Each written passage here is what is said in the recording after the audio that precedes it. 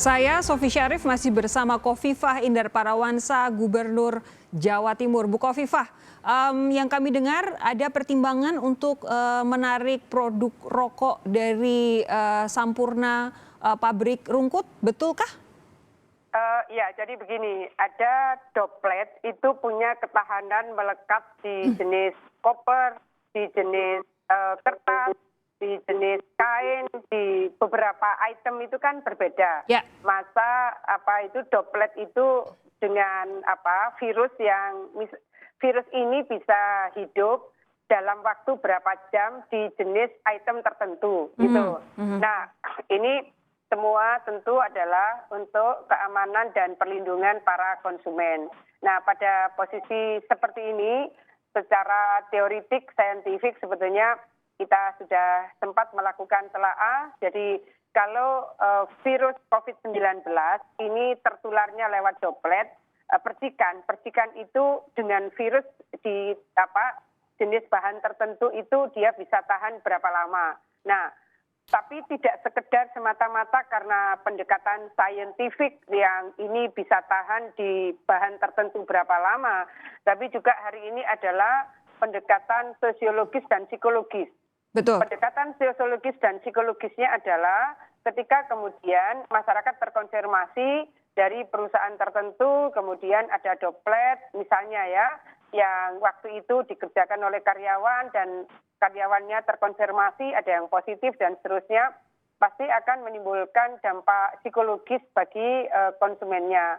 Oleh karena itu sudah dilakukan pembahasan sebetulnya sudah 2 hari berjalan. Malam hari ini juga kami jam 21 juga akan koordinasi kembali dengan Asosiasi Makanan, Minuman, dan Rokok yang kita meminta mereka juga mengambil posisi untuk bisa saling mencari solusi dari kemungkinan resiko-resiko yang akan menjadi akibat dari apa yang tersuspek dari perusahaan rokok ini.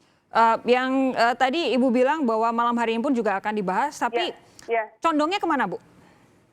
Jadi gini, kalau secara psikologis kan sebetulnya masyarakat ini sudah memiliki kekhawatiran. Jangan-jangan ini yang saya konsumsi ini yang kemarin dilinting oleh mereka yang tersuspek. Nah, ini kan sebetulnya sesuatu yang sudah terprediksi oleh siapapun, termasuk tentu adalah oleh perusahaan. Jadi untuk memberikan keamanan konsumen, tentu hal-hal yang bisa menimbulkan kekhawatiran-kekhawatiran itu siogianya itu dihilangkan. Jadi apa yang bikin khawatir, khawatirnya dari kapan dan seterusnya. Ya. Bu, untuk Jawa Timur yang kami tahu Surabaya ini beralih ya dari penyebaran di pabrik rokok Sampurna ini ya. Tapi begini, kalau yang di Surabaya sepanjang yang kami tahu ini cukup tinggi dibandingkan dengan beberapa kota-kota lain di satelitnya Jakarta begitu. Kalau untuk saat ini apa rencana Bu Kofifah sebagai Gubernur Jawa Timur mungkin akan bekerja sama dengan Wali Kota Surabaya? Pasti bukan akan bekerja sama, pasti harus bersinergi. Kan gini, ada peraturan gubernur, tapi detailnya ada di peraturan wali kota. Setiap peraturan baru akan efektif kalau ada sanksinya, ada punishment-nya. Nah, punishment atau sanksi itu detailnya ada di perwali dan perbud gitu. Saya rasa kita tidak bisa menyamakan antara provinsi DKI dengan di luar DKI. Betul. Karena kewenangan bupati wali kota itu punya otoritas. Nah, beberapa hal memang kami kemudian melakukan intervensi bersama. Patroli berskala besar ini sudah kita lakukan bersama tim dari Polda dan tim dari Kodam. Patroli berskala besar ini kita lakukan terutama setelah keluar maklumat Kapolri. Ternyata kafe-kafe ramai sekali. Kenapa kafe-kafe ramai sekali? Karena banyak masyarakat yang merasa sudah 14 hari mereka di rumah. Jadi mereka sudah merasa aman, tidak taunya di luar rumah, makin masif gitu. Nah, ini yang harus disampaikan kembali. Jadi sosialisasi ini sebetulnya berlapis-lapis. Himbauan berlapis-lapis. Sosialisasi dan himbauan ini tetap kami melakukan 1, humanis, 2, persuasif, 3, berharap efektif. Di antara yang humanis dan persuasif sampai dengan efektif, ini ternyata nggak bisa kalau tidak dilakukan cara yang represif. Nah, pola inilah yang akhirnya pada saat himbauan dan teguran, 3 hari pertama PSBB ini kan himbauan dan teguran.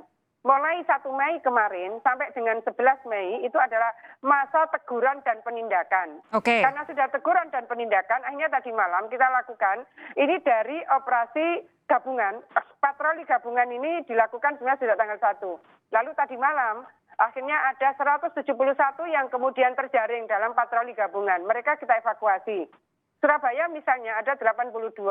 Saya juga ikut hadir, mereka rapid test dari 82 itu 6 diantaranya reaktif. 77 siang ini kita evakuasi untuk diobservasi di BPSDM Pemprov. Yang 6 langsung tadi malam dirujuk ke Rumah Sakit Bayangkara.